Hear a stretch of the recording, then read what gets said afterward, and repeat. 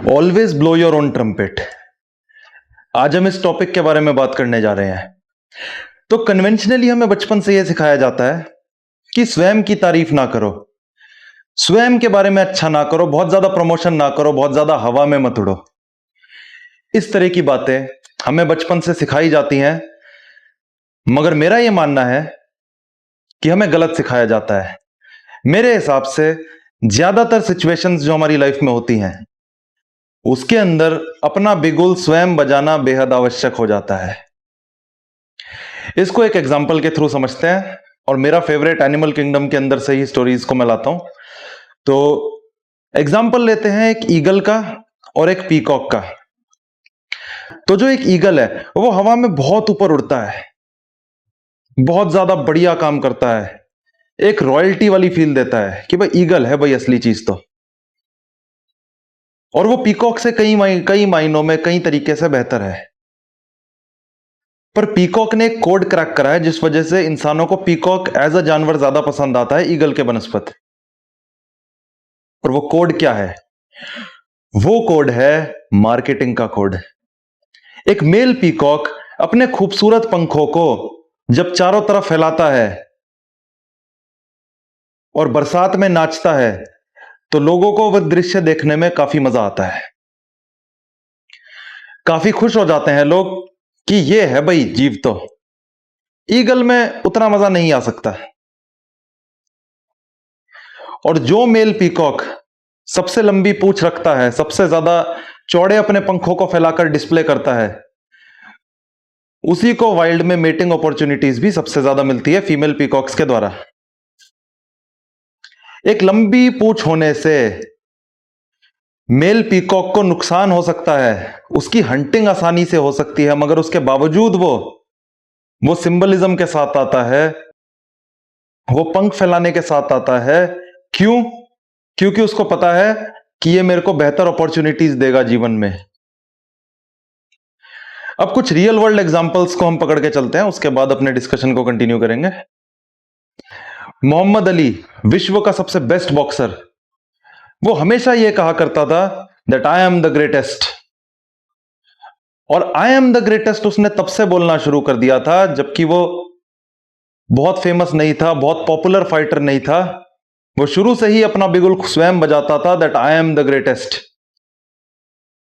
और वो उसका एक एफर्मेशन बन गया। वो उसने खुद की तारीफ करी, सेल्फ प्रमोशन किया, जिससे कि उसको जीवन में इतना फायदा हुआ कि वो सच में एक ग्रेटेस्ट बॉक्सर बन पाया। Example number 2, Cristiano Ronaldo undoubtedly किसी भी जनरेशन में जो आने वाली है उसमें उसको जब याद किया जाएगा तो एज द गोट याद किया जाएगा, ग्रेटेस्ट ऑफ ऑल टाइम याद किया जाएगा फुटबॉल स्ट्राइकिंग के मामले में। CR7 का अलग ही रोला है पूरे मार्केट में, और यह बात हर कोई जानता है।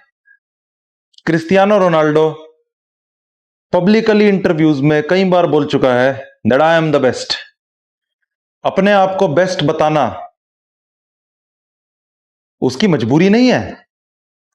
वो चाहे तो ना बताए कि वो बेस्ट है, क्योंकि स्टैटिस्टिक्स में, बैलोन डोर अवार्ड्स में और बाकी सारी चीजों में, उसकी इंटरनेशनल रिकॉग्निशन में, उसकी चैंपियंस लीग की रिकॉग्निशन में इस बात को डिनाई करना मुश्किल हो जाएगा कि वो ग्रेटेस्ट है। उसके कर्मों के थ्रू तो दिख ही रहा है। फिर भी वो अपना सेल्फ प्रमोशन करने से नहीं कतराता, और ये अपने आप में एक बहुत गहरी बात है, समझने वाली बात है। तीसरा एग्जाम्पल अपने इंडिया से ही लेते हैं। शाहरुख खान के बारे में अब बात करेंगे। तो शाहरुख खान ने भी पब्लिकली इंटरव्यूज में यह बोला है कई बार कि I am the last superstar. यानी कि शाहरुख खान की इन बातों को देखकर आपको लग सकता है कि कितना एरोगेंट आदमी है कि मेरे बाद कोई सुपरस्टार पैदा ही नहीं होगा एज इफ इस धरती पे। लेकिन फिर भी वो सेल्फ प्रमोशन, वो कॉन्फिडेंस, वो रिफ्लेक्शन, वो परसेप्शन जो जनता के अंदर एक बार बिल्ड हो जाता है, उसकी काट मिलना बेहद मुश्किल हो जाएगी। और इस बात को समझना बेहद आवश्यक है। तो जब ये बड़े बड़े लोग अपना बिगुल बजाते हैं तो हमें क्यों बताया जाता है कि हम अपना बिगुल ना बजाएं?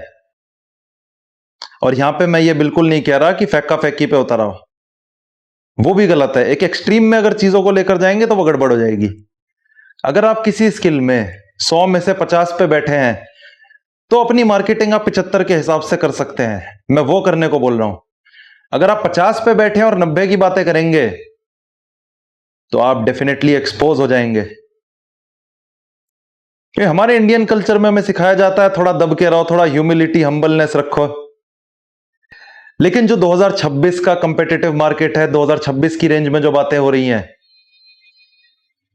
वहां पे अपने आप को सामने प्रेजेंट करना और अपने आप को कॉन्फिडेंट दिखाना भी उतना ही जरूरी है जितना कि आपके अंदर की कॉम्पिटेंस है।